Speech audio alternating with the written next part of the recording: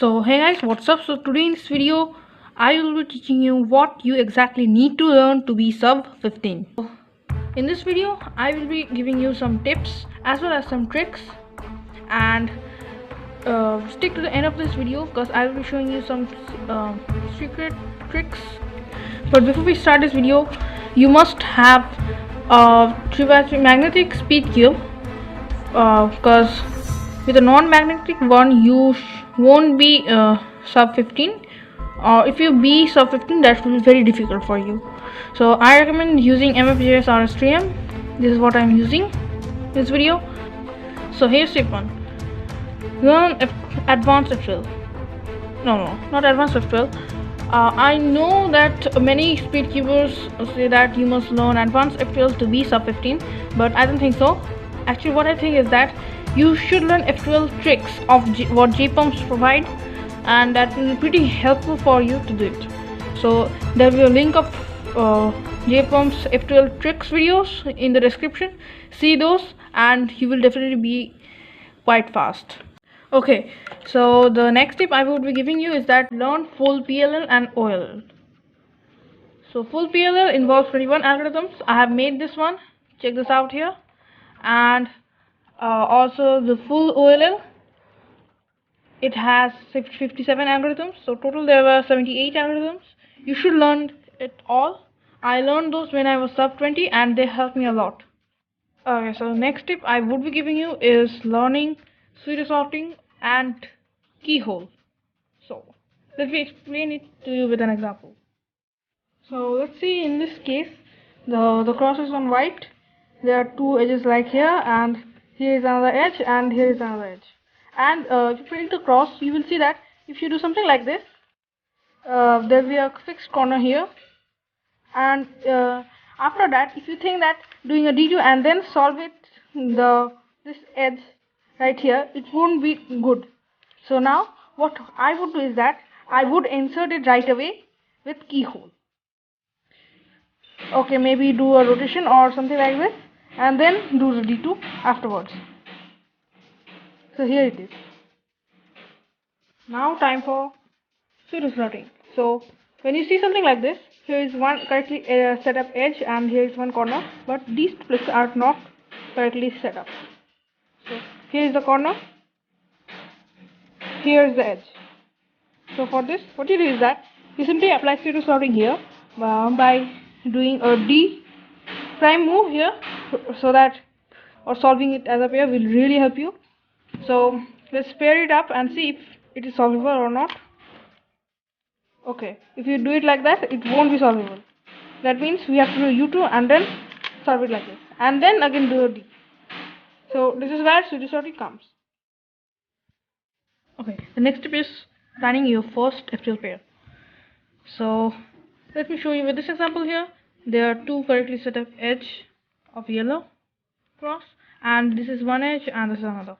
Okay, so if I were to solve this, I would firstly recognize this edge, because if I would put orange here and then blue here, what I would do is that just do a U prime move actually, and then insert blue and then bring it up here and then I can do it. It doesn't clear, right? So let me show you. So first orange and that will save you a whole lot of time if you do it. And then solve it.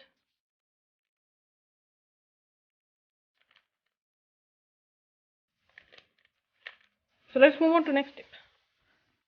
Okay, the next tip is learning window partition and COLL. Okay, so if you don't know what that means, let me show you that. Okay, this is where window partition comes into play. Suppose you have done all the three F12 pairs and one is left, and after attaching them, you will see that all the edges of a face are correctly set up like this, and then you will do window variation. For this specific case, it will be something like this, and that will solve that will skip the OLL and move to the PLL. Okay, the next one is COLL. So what is COLL? This is where COL comes into play. Suppose you are processing the last F12 pair, you see that the process solved, and there may be different type of cases like pi case, L case, etc.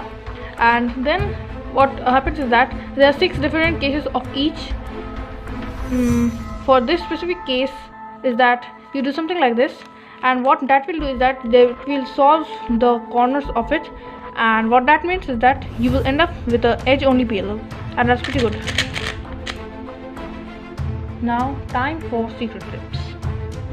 So if you really listen to the previous tips, learned window prediction and COLL, actually for me I would suggest you to learn only COLL, because if you really learn both of them, there are a lot of algorithms.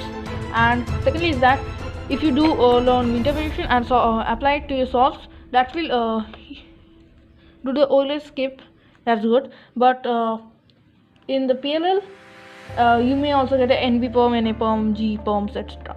And if you really learn COLL, that will really end up with an edge only PLL, and that will be really fast for all speed cubers. So that is what I mean by this. So let's move on to secret number 2.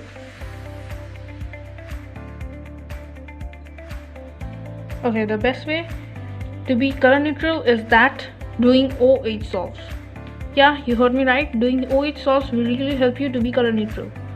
Another way is that practice. That's it. Now last and final tip, this will be really helpful. Okay, so for this tip, the tip is using your cross defects to your advantage. So let me show you this with an example. Okay, for this, let me show you with this example. So here is the 2 edges, and this one is here and this. So by cross defectives, I would mean something like this. When the 2 pieces are swapped, and don't do the M2 right away to solve this. Instead, what you can do is that use it to solve a case like this.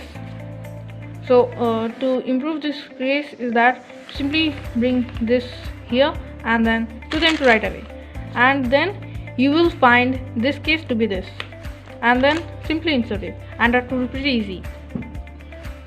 Another way to use it as the advantage is that when you end up an OLL like this, you simply do the M2 in this position to get a square shaped OLL, and then you can easily solve it like this.